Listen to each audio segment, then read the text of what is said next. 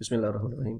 आज हम डिस्कस करेंगे कि डिस्काउंट रिसीव का ताल्लुक क्या किसके साथ होता है और ये रिकॉर्ड हम कैसे करते हैं। डिस्काउंट रिसीव जो है उसका ताल्लुक सप्लायर्स के साथ होता है जिनसे हम चीज़ें परचेज करते हैं।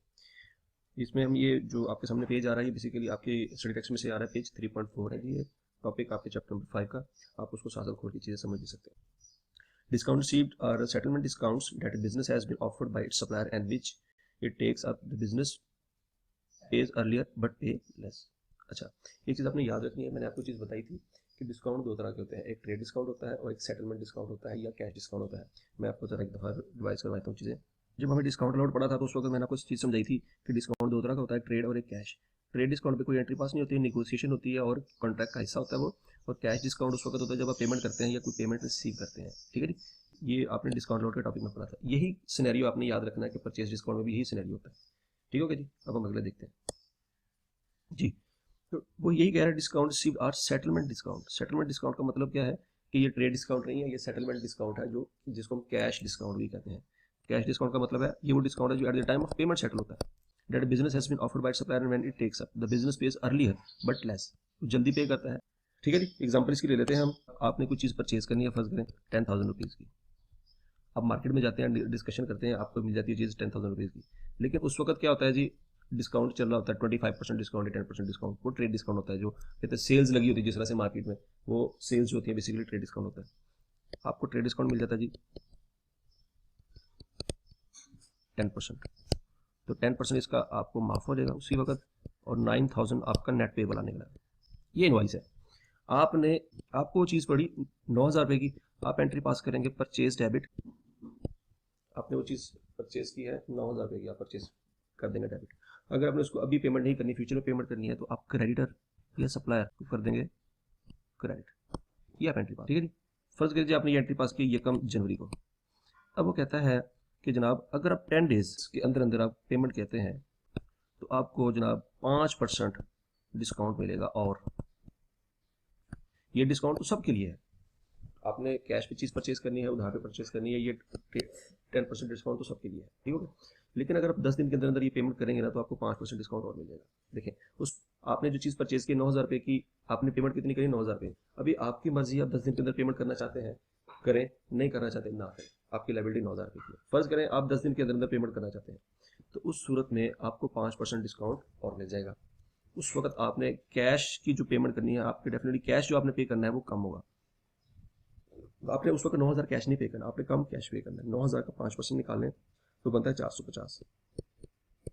450 आपका डिस्काउंट है। तो 9,000 में से 450 माइनस करें तो आपने 8,550 रुपये जमा करवाने।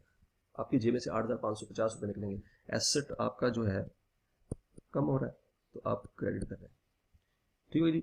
लेकिन जो क्रेडिटर है वो 9,000 से डेबिट होगा। क्यों? आपकी सारी लाइबिलिटी खत्म हो गई है।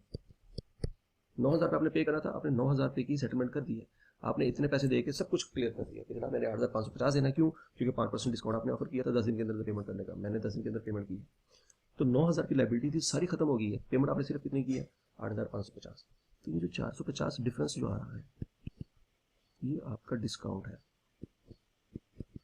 ये आपको रिसीव हुआ है। मतलब आपने 9,000 पे करने थे तो आपकी जान छूट रही थी, आपने 8,550 पे करके सब कुछ क्लियर कर दिया है। तो जो 450 रुपये है ये आपको फायदा पहुंचा है। ये 450 आपको कम पे करने पड़ रहे हैं, ये 450 रुपये आपको फायदा है। ये जो फायदा है इसको हम गेन कहते हैं, या ये आपकी इनकम है। ये आपकी इनकम बढ़ी है तो क्रेडिट हुआ है। ठीक है जी।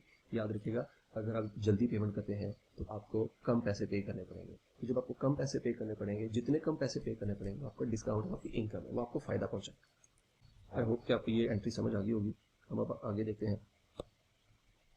The invoice is recorded in payable at the full amount when it is receive. Invoice full amount पे रिकॉर्ड होगी। जैसे कि हमने यहाँ पे देखा कि इनवाइस परचेज ये ट्रेड डिस्काउंट सबके लिए था, आपने 9,000 पे रिकॉर्ड किया था। ये फुल अमाउंट का मतलब ये है कि जितनी लाइबिलिटी बनती है आपने इसी पे रिकॉर्ड करना है। ये आपकी फुल अमाउंट है, ये इसकी बात कर रहे हैं। The invoice is recorded in the payable at the full amount when it is received. Discount receipt can only be recognized when payment is earned. तो पेमेंट करेंगे within a given time frame so that a business becomes entitled to a discount.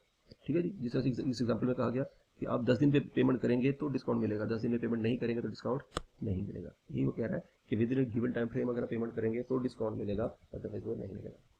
Discount receive from supplier are recorded in a discount receive amount account, discount receive account में वो record होगा.